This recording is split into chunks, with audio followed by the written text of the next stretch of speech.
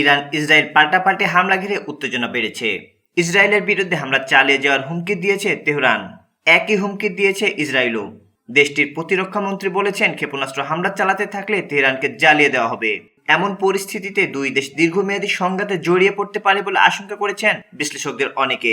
এদিকে ইসরায়েল ইরানে হামলা চালিয়ে যাচ্ছে, পাল্টা জবাব দিয়ে যাচ্ছে ইরানও। ইয়েমেনের সশস্ত্র গোষ্ঠী হুতি জানিয়েছে, তারা ইরানের সমর্থনে ইসরায়েলের বিরুদ্ধে অভিযানের অংশ নিচ্ছে।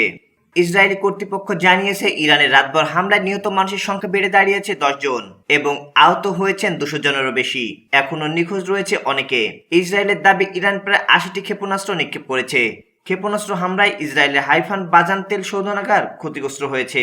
ইয়েমেনের হুতি বিদ্রোহীরা জানিয়েছেন, তারাও ইরানের সমর্থনে ইসরায়েলের বিরুদ্ধে অভিযানে অংশ নিচ্ছেন। ইরানের পররাষ্ট্রমন্ত্রী আব্বাস আরাকুচি বলেছেন, তেহরান আত্মরক্ষার্থে কাজ করছে। ইসরায়েল হামলা বন্ধ করলে ইরানও যত দ্রুত সম্ভব উত্তেজনা প্রমোশন করবে। ইরানের ইস্পাহানে একটি প্রতিরক্ষা স্থাপনা ও শিরোজে একটি ইলেকট্রনিক্স কারখানায় হামলা চালানো হয়েছে। একই সঙ্গে ইসরায়েল ইরানের নাগরিকদের সতর্ক করে বলেছে, অস্ত্র তৈরি কারখানা ও সহায়ক প্রতিষ্ঠানের আশেপাশে এলাকা ছেড়ে যেতে হবে। এদিকে মার্কিন প্রেসিডেন্ট ডোনাল্ড ট্রাম্প বলেছেন, ইরানে ইসরায়েলের হামলায় ওয়াশিংটনের কোনো সম্পৃক্ততা নেই। তিনি তেহরানকে যুক্তরাষ্ট্রের যে কোনো ধরনের আক্রমণ থেকে বিরত থাকার হুঁশিয়ারি দিয়েছেন। ইসরায়েল জানিয়েছেন, পরবর্তী ঘোষণা না দেওয়া পর্যন্ত তাদের আকাশসীমা বন্ধ থাকবে।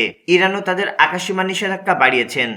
এদিকে ইরানের পারমাণবিক স্থাপনায় ইসরায়েলের হামলার জেরে দুই দেশের মধ্যে উত্তেজনার মধ্যে জরুরি বৈঠক ডেকেছেন আন্তর্জাতিক পরমাণু শক্তি সংস্থা। আগামীকাল সোমবার সকালে অস্ট্রিয়ার রাজধানী ভিয়েনায় অবস্থিত সংস্থাটির সদর দপ্তরে বৈঠক শুরু হওয়ার কথা রয়েছে। ইরানের রাষ্ট্রীয় বার্তা সংস্থার খবরে বলা হয়েছে, দেশটির পারমাণবিক স্থাপনা ইসরায়েলের হামলার পর দুই দেশের মধ্যে উত্তেজনা অব্যাহত থাকায় জরুরি বৈঠক ডাকার জন্য আন্তর্জাতিক পরমাণু শক্তি সংস্থার কাছে আনুষ্ঠানিকভাবে অনুরোধ জানায় রাশিয়া ও ভেনেজুয়েলা। সেই প্রেক্ষিতে সোমবার জরুরি বৈঠক আহ্বান করেছে সংস্থাটি। এদিকে ইসরায়েল ইরান উত্তেজনা নজিরবিহীন মাত্রায় পৌঁছেছে। ইরানের রাজধানী তেহরানে বড় ধরনের বিস্ফোরণের শব্দ শোনা গেছে। একই সঙ্গে আকাশ প্রতিরক্ষা ব্যবস্থা সক্রিয় হওয়ার আওয়াজ শোনা গেছে। মাত্র কয়েক মিনিট আগে অন্তত 2টি বড় ধরনের বিস্ফোরণের শব্দ পাওয়া গেছে, যা ইঙ্গিত দেয় ইসরায়েলের হামলা অব্যাহত রয়েছে এবং ইরান পাল্টা জবাব দিচ্ছে।